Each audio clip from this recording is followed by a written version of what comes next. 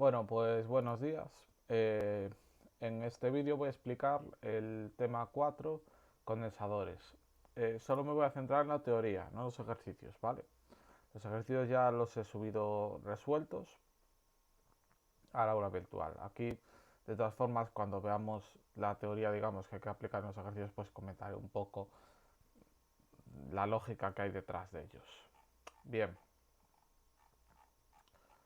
entonces, primero aquí explico un poco, pues a modo de introducción, lo que son los condensadores. Que bueno, son elementos que son capaces de almacenar pequeñas cantidades de energía eléctrica para devolverla cuando se necesita.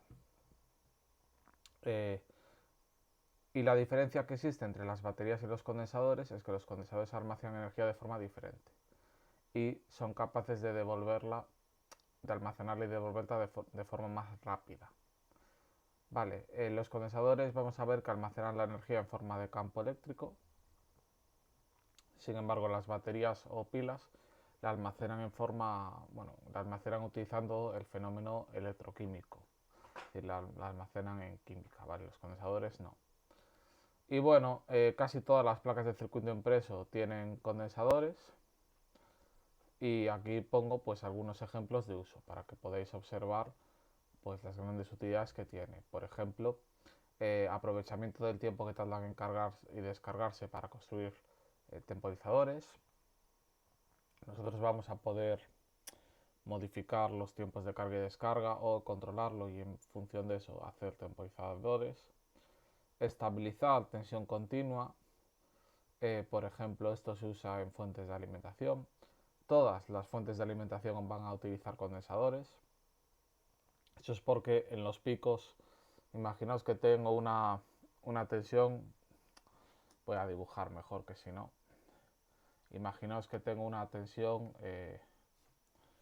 espérate que tengo que abrir aquí el programa.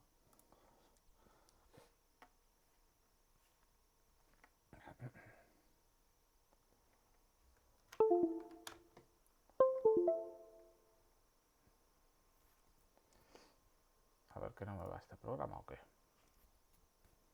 Vale, ya está. Imaginaos que tengo una tensión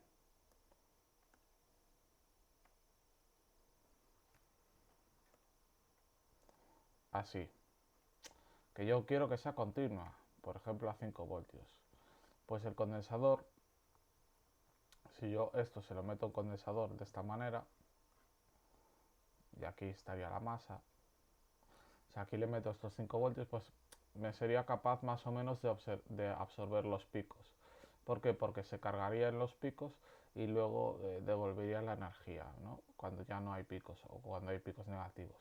Entonces aquí la tensión sería mucho más estable.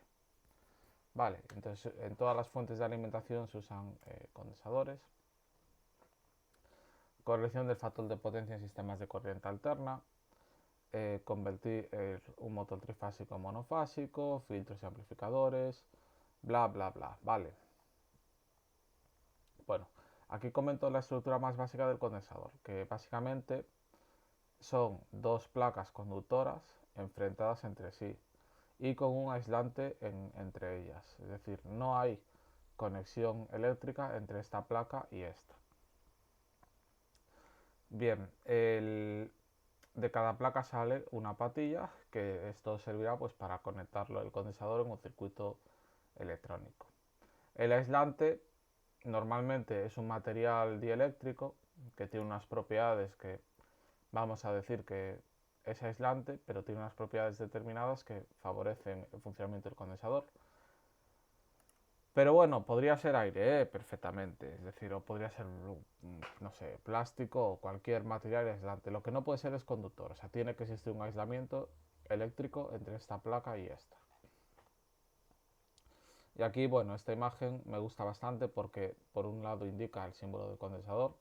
En este caso aparece un más aquí. Esto es porque veremos que hay condensadores que no tienen polaridad, es decir, ambas patillas, da igual cómo las conecte, pero hay otros que son estos de tubo, que le llaman electrolíticos, que sí que tienen polaridad y la patilla que se indica con un más tiene que ir al punto del circuito que tiene mayor tensión. bueno, donde se conecte. Es decir, tiene que haber más tensión aquí que aquí, si no, explotan, básicamente. Bueno, y estos que son así cilíndricos, pues al final tiene una chapa y otra y van enrolladas para aumentar la superficie, digamos, de las chapas que tienen enfrentadas, ¿no? Y con esto pues van a conseguir poder almacenar una mayor cantidad de energía. Bueno, aquí hago una similitud entre un condensador y un tanque de agua. Imaginaos que yo no tuviera tanque. Pues si yo abro si no tuviera tanque, y este grifo estuviera pues conectado con una tubería con el siguiente, es decir, yo no tendría condensador. Pues así como abro el grifo, por aquí sale agua, y así como cierro el grifo, por aquí se cierra, si ese fuera el caso. Es decir, bueno, y lo mismo pasaría, esto es como lo que ocurre en una fuente, como hice antes. Si por el grifo saliera esta agua, por el grifo inicial, por el segundo sería lo mismo. Es decir, se mantendría porque están conectados con una tubería. Sin embargo, si yo meto un condensador en medio, como este tanque,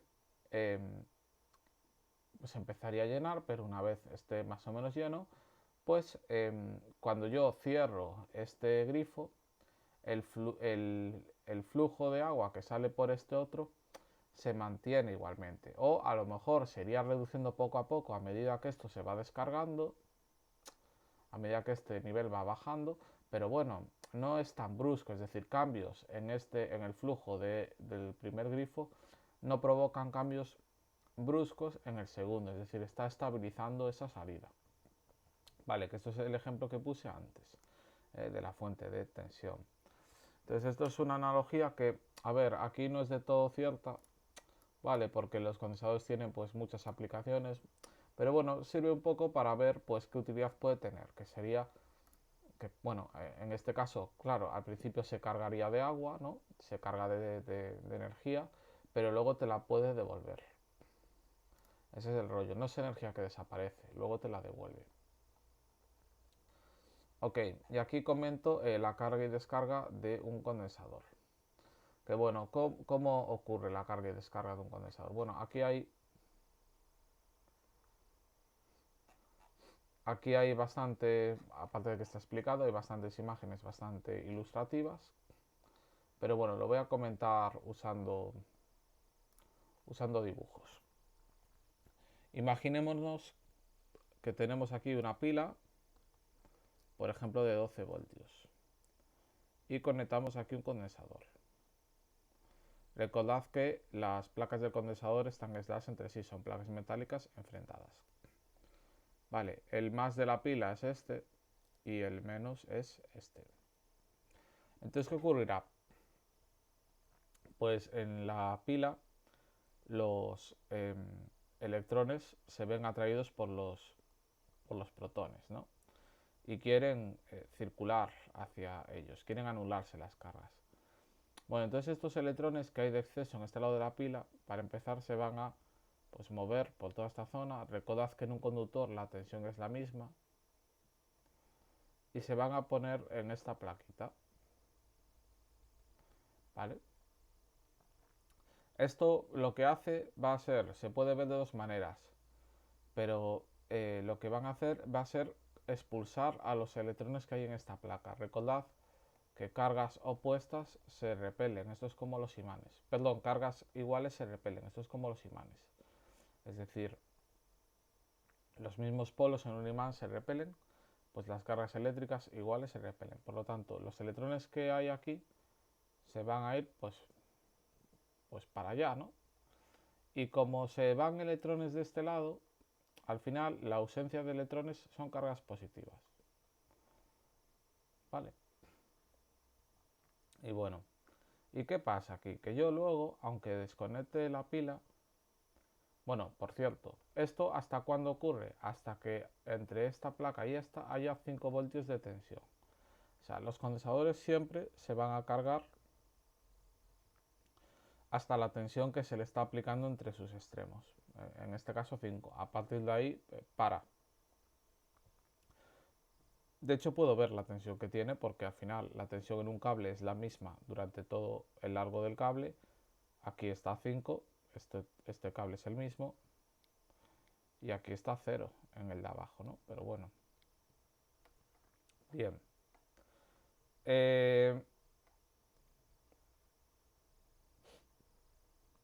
Luego, si yo desconecto la pila, la quito, se me mantiene la tensión. ¿Por qué? Bueno, primero lo puedo intuir porque los electrones y protones no tienen hacia dónde ir, no tienen un camino por el que escapar. Pero luego también se mantienen porque, ¿qué pasa? Como las placas están muy cerca entre ellas, aunque separadas eléctricamente, claro, es que los protones y los electrones se atraen, diferentes cargas se atraen, es como los imanes. Y como están separadas pero poquito, la fuerza de atracción va a ser relativamente alta, ¿no? Entonces se mantienen juntos. Esto es como si yo tengo dos imanes y entre esos dos imanes tengo una hoja de papel. Los imanes no se tocan porque hay una hoja de papel en medio, pero sí que se van a sentir atraídos, ¿no? Entonces no se van a caer de ahí ni nada, van a agarrar la hoja. Pues aquí algo parecido, se sienten atraídos entre ellas, pero no se pueden tocar, por lo tanto no se anulan las cargas, se van a mantener. Por eso es importante el aislante. Si tuviera un cortocircuito aquí se anularían entre ellas, ¿vale? Aquí en esta imagen se representa bastante bien cómo pues, los electrones, digamos, de este lado de la placa al final acaban fluyendo hacia este lado para mantener la tensión de la pila. Y llega un punto que aquí hay exceso de electrones y aquí defecto de electrones, y por eso aquí hay carga positiva y aquí negativa, y al final aquí habrá pues la misma tensión que la de la pila.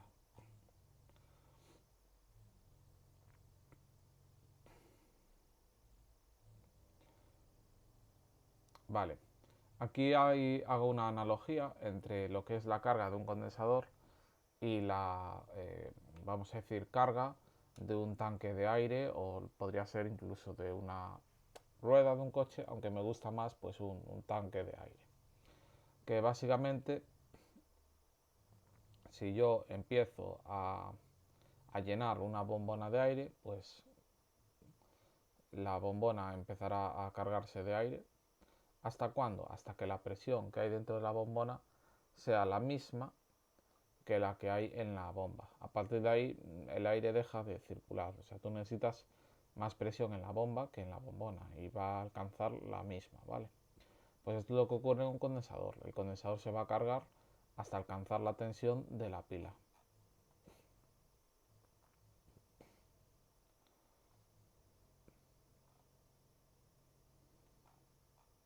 Vale.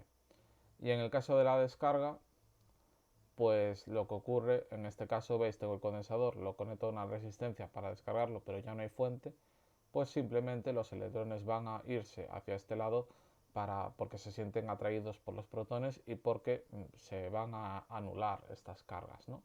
Es lo que ocurre en una pila. Entonces, bueno, poco a poco tendré menos diferencia de potencial entre este lado y este. ¿Por qué? Porque a medida que electrones se vayan de aquí y anulen aquí, la diferencia de cargas entre ambos lados va a ser menor. Entonces, bueno, se va a ir descargando hasta que la diferencia de potencial sea cero, que es cuando está equilibrado. Vamos a ver este simulador, que yo creo que va a servir para entender el funcionamiento del condensador. Vale, mirad. Ahora mismo el condensador está descargado. Si lo conecto a la pila, de repente se carga, ¿veis? Aquí aparecen digamos, la parte con exceso de protones y aquí la parte con exceso de electrones. Esta puedo medir la tensión si me apetece.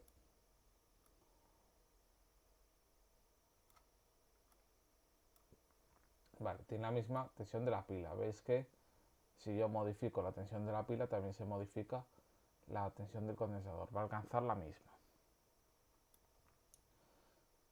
Vale, si ahora yo conecto, bueno, primero, si ahora yo tengo el condensador con las patillas al aire, la carga se mantiene. A ver, esto no es del todo real. En un condensador real vería que por el aislante circulan unas ligeras cargas, se llama corriente de fuga, que va descargando el condensador poco a poco, ¿vale? Pero bueno, la tensión vamos a suponer que se mantiene porque entre aquí y aquí es aislante y no pueden circular las cargas. Y si ahora yo lo conecto con la bombilla, voy a ver cómo los electrones van a ir por la bombilla para anularse con para anular esta diferencia de cargas, ¿no? ¿Veis? Y además al principio empieza con más fuerza que luego. Y eso es porque ahora tengo 1,5 voltios.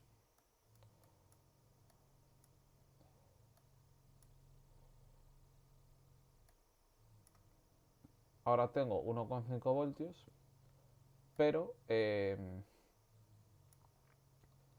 pero a medida que se van anulando cargas de estas con estas, la tensión va disminuyendo.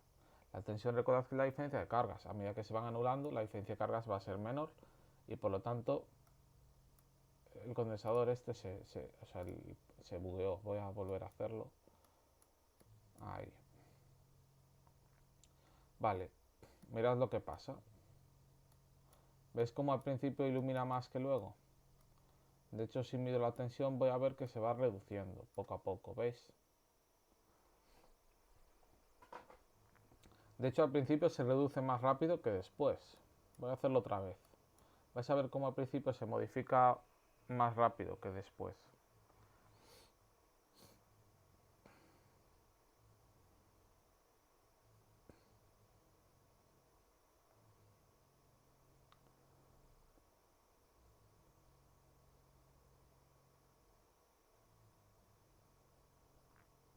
Se aprecia, ¿no? Como ahora va mucho más lento lo que es la reducción del voltaje. Las curvas siempre van a empezar rápido e ir más lento, tanto la de carga como la de descarga, ¿vale? Vale, otra cosa interesante es que si os fijáis, yo cuanto más grande sea la placa, o sea, cuanto más grande sea la superficie de placas que hay enfrentadas entre sí, más cargas se puede almacenar en el condensador. Que no tensión, la tensión va a ser la misma, va a ser la de la pila, pero va a poder almacenar más carga. Y eso me va a permitir básicamente tener más energía almacenada. Y cuanto más cerca estén también, lo cual también tiene sentido, porque cuanto más cerca estén las placas, más fuerza de atracción va a haber entre estas cargas y esta. Como ocurre con los imanes, yo cuanto más cerca tengo dos imanes entre sí, más es la fuerza de atracción entre ellos, ¿vale? Entonces, vamos a ver que la capacidad del condensador va a depender de, de la superficie de las placas que hay enfrentadas entre sí. A más superficie, más capacidad. De la separación entre las placas, a menos separación, más capacidad. Y también va a depender del material aislante que haya entre ellas, ¿eh? Bueno, aquí hablo de la capacidad del condensador. La capacidad es la característica, digamos, constructiva, pues una propiedad que depende de las características constructivas del condensador. Y básicamente la capacidad indica pues la capacidad que tiene este de almacenar más carga, es decir, de tener pues más exceso de electrones en un lado, en una placa respecto a la otra. Va a aumentar, va a ser mayor, pues lo que dije ahora, en función de la superficie de las placas, mayor cuanto menor sea la distancia y también dependerá del material, ¿vale? La capacidad se mide en faradios, que es como el equivalente a los ohms en la resistencia, es decir, es la propiedad del condensador que depende de su característica constructiva y es el parámetro que me aparecería pues escrito o marcado en el cuerpo del condensador, su capacidad. Y vamos a usar unidades como microfaradio, nanofaradio y picofaradio porque el faradio es una unidad muy grande. Entonces al final nos vamos a acostumbrar a trabajar con estos valores.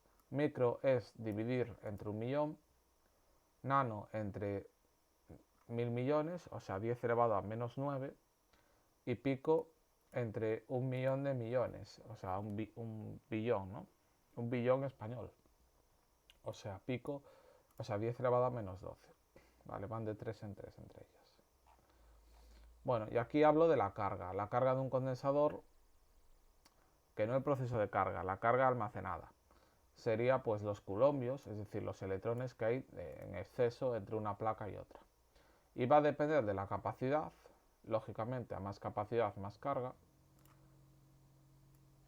pero también de la tensión, ¿veis? Por ejemplo, aquí yo tengo el condensador tiene la misma capacidad, esté cargado o no. La capacidad depende de sus características constructivas. Sin embargo, la carga, veis que aumenta cuanto más tensión haya. Tengo más diferencia de cargas. Y también va a aumentar, por ejemplo, cuanta más capacidad tenga. ¿Vale? Si yo aumento la superficie de las placas, tengo más capacidad, por lo tanto, aumenta la diferencia de electrones entre un lado y otro. Caben más. Por eso depende de estas dos cosas. Vale, hay una analogía bastante buena que es con la presión del aire, con esta bomba de aire, con un tanque de aire. La capacidad del condensador puede ser algo así como el tamaño de la bombona de aire. Es decir, es una propiedad que depende de las características constructivas y si la capacidad del condensador me dice cuánta carga puede almacenar, es decir, cuántos electrones puede tener de exceso en un lado y en el otro, digamos que la capacidad de la bombona de aire te dice algo así como cuántas, no sé, partículas de aire podría almacenar, ¿no? Es su potencial, es su tamaño, al fin y al cabo.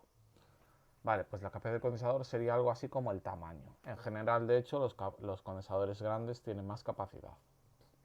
Que no siempre, porque luego veremos que si se separan mucho las placas entre sí, pierdo capacidad, pero pueden trabajar a mayores tensiones los condensadores. Vale, la carga sería el equivalente a las moléculas de aire que hay dentro. La carga era la diferencia de electrones entre una placa y otra. Pues en una bombona de aire serán las moléculas de aire que hay dentro.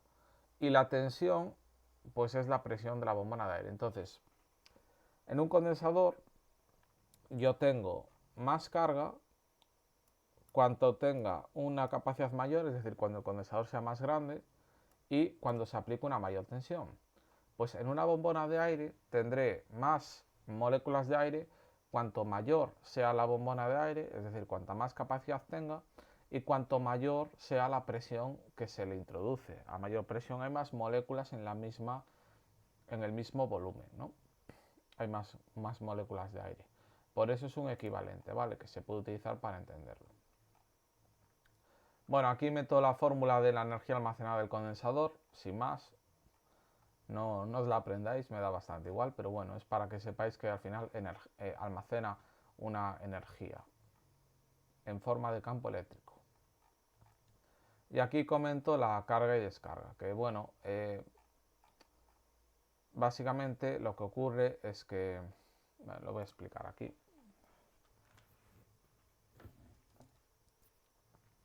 Mirad, en la carga, imaginaos que estos 5 voltios, aquí le meto una resistencia y aquí el condensador. Vale, entonces el condensador, bueno, primero, aquí tengo una tensión que es tensión del condensador, esta es la tensión de la resistencia, esta es la tensión de la pila, 5 voltios. Vale, primero, yo sé que la tensión de aquí a aquí es la misma yendo por este camino que yendo por este otro. Entonces, 5 voltios es la tensión de la resistencia más la tensión del condensador, porque van en el mismo sentido, por eso se suman. Por lo tanto, la tensión de la resistencia es 5 menos la del condensador. La intensidad que va a circular por este circuito, yo la puedo calcular aplicando ley de Ohm en la resistencia, que va a ser igual a VR entre R.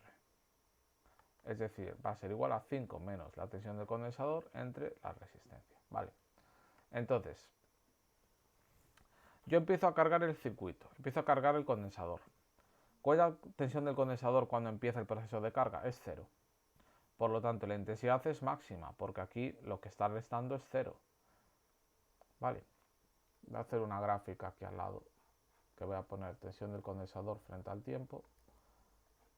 e intensidad del circuito frente al tiempo.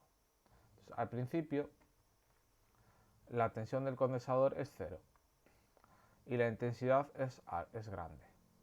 Vale, a medida que se va cargando, aquí van habiendo electrones y aquí protones, la tensión del condensador va subiendo. O sea, esto se va incrementando. ¿Qué pasa si esto se va incrementando? Que al final la tensión de la resistencia se va reduciendo y por lo tanto la intensidad se va reduciendo. Es decir, cada vez va a circular menos intensidad por el circuito. Claro, a medida que la tensión de la resistencia se va incrementando, perdón, se va reduciendo, la intensidad es menor. La intensidad de recordar que es el número de electrones que pasan por segundo. Si pasan menos electrones por segundo, la velocidad de carga del condensador se va reduciendo porque van pasando menos electrones por segundo, simplemente porque hay menos tensión en la resistencia. Por lo tanto, cada vez la carga es más lenta, ¿vale? Entonces, esto hace unas curvas tal que así. ¿Hasta cuándo? Hasta que la tensión del condensador sea 5 voltios, hasta que la intensidad sea 0, ¿vale? Y veis cómo empieza modificándose rápido y luego va más lento. Y bueno, y llegará un punto en el que aquí haya 5 voltios y por lo tanto en la resistencia haya 0 y por eso haya 0, por eso habrá 0 amperios. Bueno, no sé si quedó muy claro, igual fui muy rápido. Pero si no tenéis los apuntes que para leer, ¿vale? Y si no hay otros vídeos también en internet que se explica bastante bien, ¿vale? Bien, entonces con esto podemos concluir que el condensador en corriente continua y régimen estacionario, que esto es una vez, el régimen estacionario es como ese régimen que permanece en el tiempo invariable, es decir, el régimen transitorio es la carga, porque eso es algo que se acaba, pero el régimen estacionario es una vez ya cargado, porque es algo que si yo no toco nada en el circuito se va a mantener así para toda la vida. Pues funciona como un circuito abierto el condensador, es decir, no deja pasar la corriente continua. ¿Por qué? Porque tiene tensión una vez cargado, pero no tiene intensidad. Eso es lo mismo que un circuito abierto, como el enchufe de casa.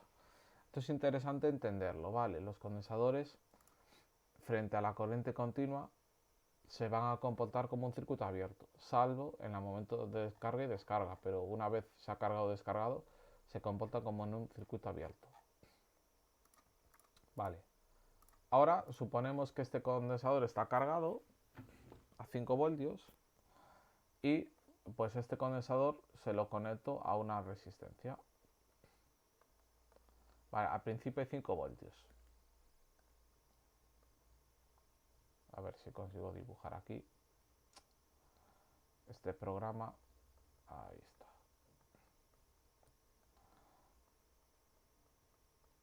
Vale, hay 5 voltios porque es la diferencia que hay entre producido por esta diferencia de cargas. Bueno, aquí la intensidad se ve mucho más fácil. La intensidad va a ser igual a la tensión de la resistencia entre la propia resistencia. Bueno, al principio la intensidad es máxima en la descarga. Se va a descargar a través de esta resistencia. ¿Por qué? Porque va a ser 5 voltios entre la resistencia, pero 5 es el máximo que voy a tener, que es el condensador cargado del todo. Voy a poner aquí tensión del condensador frente al tiempo y aquí intensidad frente al tiempo. Vale, pues al principio la intensidad es máxima y la carga del condensador es máxima, que está en 5 concretamente. A medida que se van anulando electrones de aquí con los de arriba, la tensión se va reduciendo. Pues a lo mejor ahora voy por 4.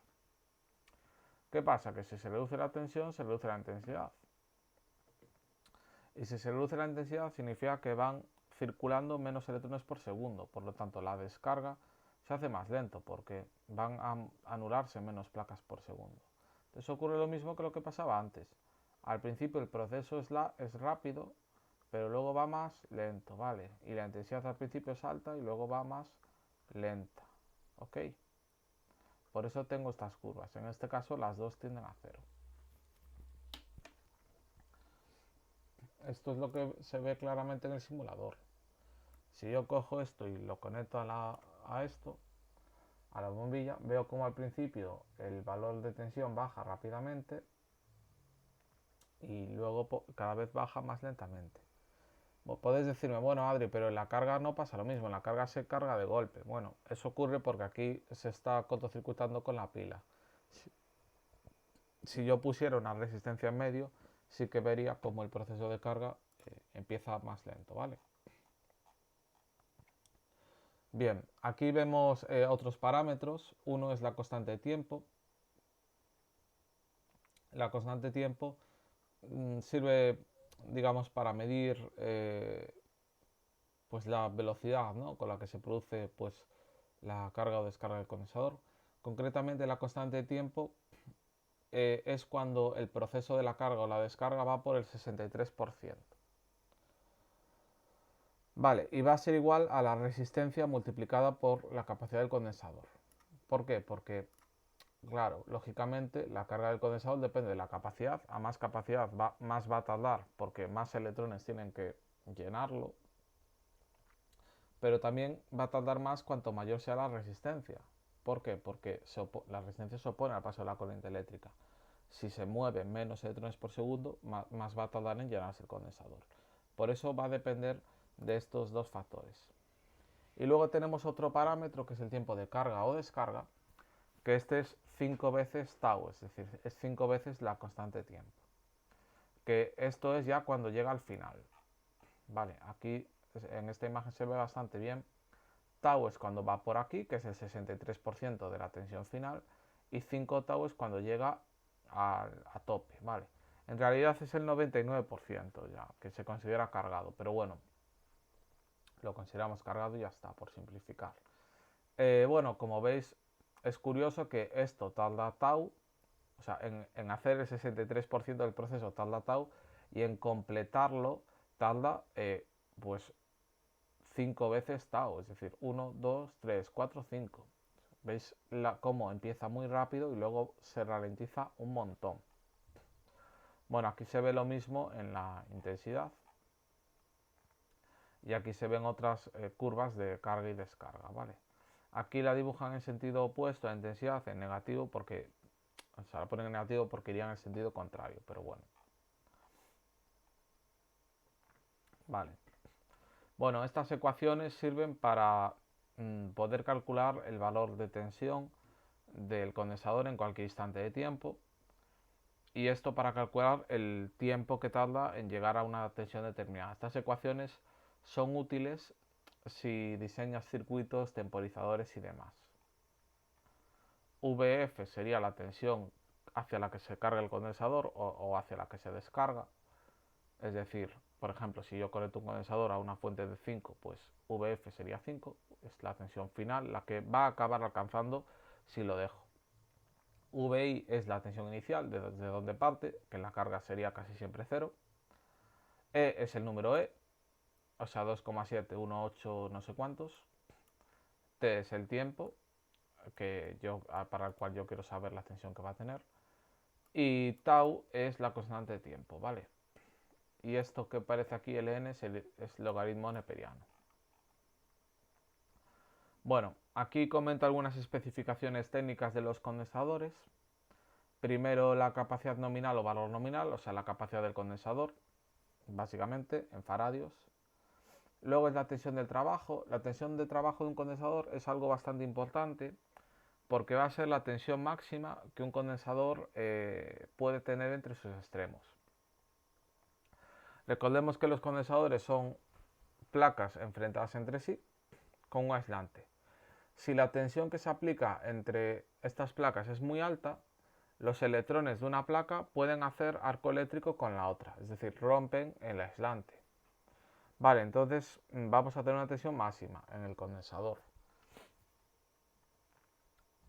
Por este motivo, si tú haces un condensador con una capa de aislante más ancha, lo que consigues es aumentas la tensión de trabajo máxima que permite el condensador, porque al final los estás separando más las placas, o sea, vas a poder darle más tensión entre una y otra, porque el salto que tendrían que hacer los electrones es mayor, o sea, largo eléctrico, pero si las separas pierdes capacidad, ¿vale?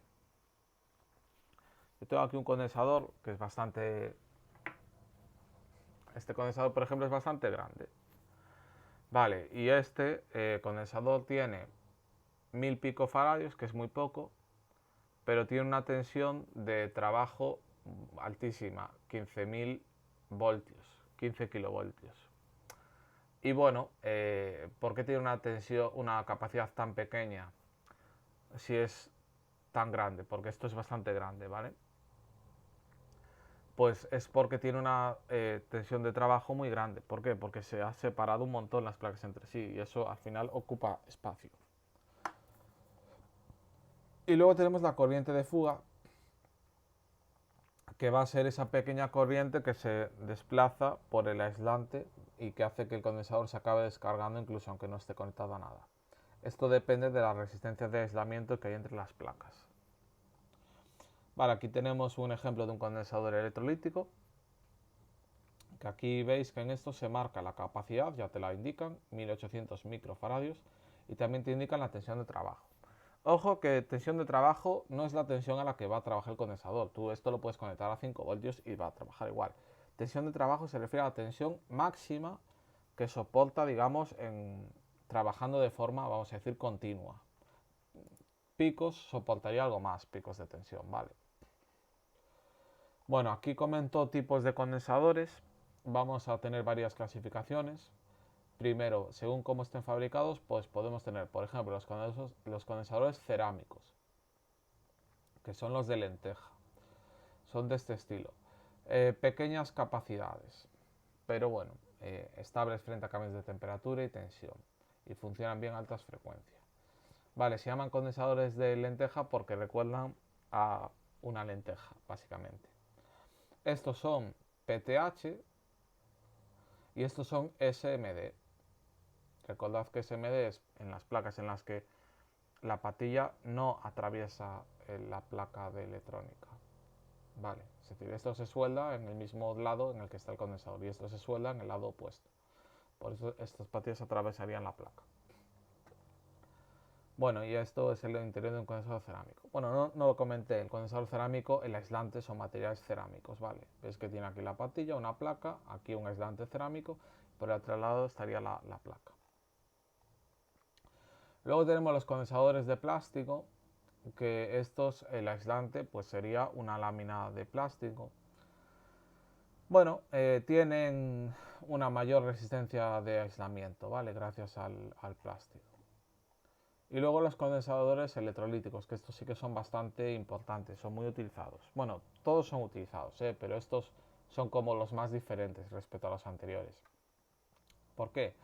Estos condensadores tienen grandes capacidades, porque es como que las placas están aisladas, están enrolladas, entonces permiten aumentar la superficie. Y la característica de estos condensadores principal es que tienen polaridad.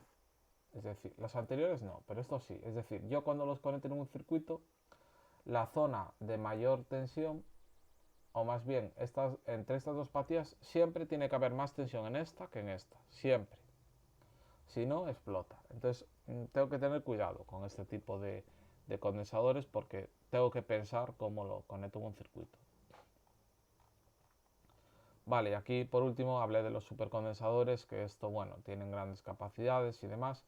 Y estuve viendo en internet que se empieza a investigar o a usar en baterías de coches, desfibriladores, para que te dé una descarga ahí muy fuerte, ¿no? De golpe, energía solar, etcétera. Bueno, quizás en un futuro estemos rodeados de estos, no sé, es algo bastante novedoso. Según la capacidad se pueden clasificar en condensadores fijos, que serían los que tienen una capacidad, vamos a decir, constante, o que casi no varía frente a factores externos, y condensadores variables. Los condensadores variables son algo como esto. Yo si giro la ruedita, se superpone más superficie o menos de las placas entre sí, por lo tanto estoy modificando la capacidad del condensador. Y esto sirve, por ejemplo, en filtros de frecuencia, por ejemplo, para sintonizar las típicas radios, ¿no? Del coche o así que había antes, que yo sintonizaba moviendo una ruedita, pues eso muy probablemente llevaba un condensador de este estilo y calibración de equipos, etcétera. Bien, para identificar el valor de los condensadores, de capacidad hay varias formas. Primero, en algunos viene indicado directamente, como en los electrolíticos. Si te pone 1800 microfaradios, pues no hay duda. Este condensador tiene una capacidad de 1800 microfaradios. Vale. Y si utilizan el código 101, que esto es típico en los condensadores cerámicos, pues vienen tres números. Los dos primeros indican un valor numérico y el tercer número indica el número de ceros que tiene. Por ejemplo, el 224 es 22 con 4 ceros, es decir, 220.000. Y cuando usan este código, siempre o casi siempre está indicada la capacidad en picofaradios, ¿vale? En picofaradios. Entonces, bueno, este que es 10.104, pues es 10 y 4 ceros. ¿Y en qué unidad? Picofaradios.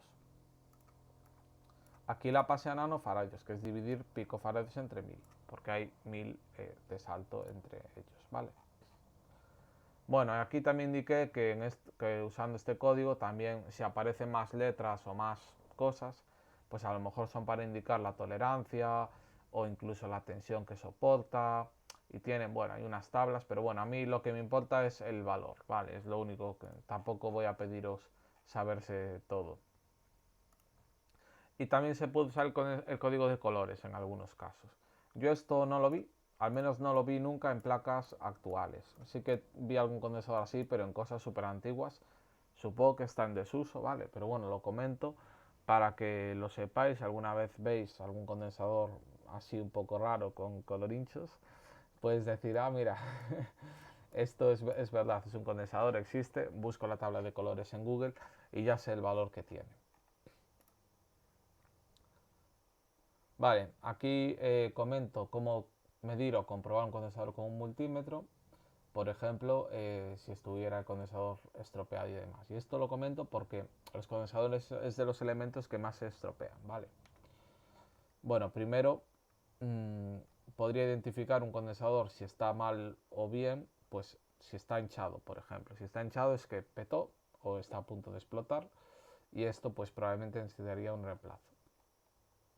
Luego, hay varias formas de comprobar los condensadores, pero bueno, aquí puse algunas, pero por ejemplo, se podría medir su capacidad, y es que existen multímetros que pueden medir la capacidad de los condensadores. Entonces, si yo mido la capacidad de un condensador y la capacidad que me da el multímetro no es la que indica el condensador que tiene que tener, pues evidentemente es que hubo algún daño, ¿no?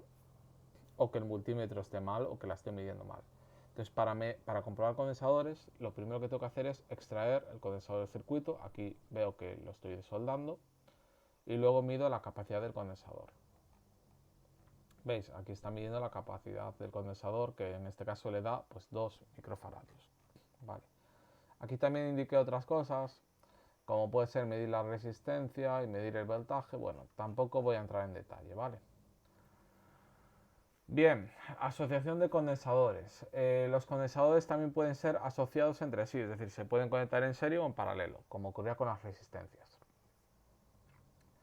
Las fórmulas van a ser contrarias. La capacidad, cuando está en paralelo, va a tener la fórmula de las resistencias en serie, es decir, la capacidad de condensadores en paralelo se suma. Y cuando están en serie va a tener la fórmula de las resistencias en paralelo. Son opuestas las fórmulas. Vale, primero, ¿para qué puede ser útil asociar condensadores en serie? Pues cuando asocias condensadores en serie vas a reducir tu capacidad, pero vas a aumentar la tensión de trabajo del circuito. ¿Por qué? Porque imaginaos yo que aquí tengo 4 condensadores y cada uno pues puede soportar 25 voltios. Pues como he puesto 4 condensadores en serie, yo en total voy a poder soportar 100 voltios para que en cada uno, si son iguales, caigan 25 y por lo tanto 25 más 25 más 25 más 25, 100. Es decir, tener condensadores en serie me permite aumentar la tensión de trabajo, pero voy a perder capacidad. Bueno, la fórmula de la capacidad equivalente es esta, que es la de la resistencia en paralelo. Y si yo tengo condensadores en paralelo, aumento la capacidad. ¿Ves? La capacidad equivalente es pues la capacidad de uno más otro más otro.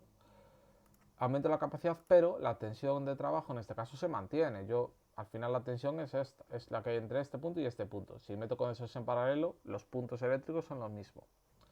Vale, ¿por qué comento esto? Porque es habitual ver baterías, esto se ve mucho en las baterías, que funcionan de forma más o menos parecida, que tienen como pilas en serie y luego en paralelo también. Es decir, hacen como una matriz. Este es un ejemplo de batería que está conectado de esta manera.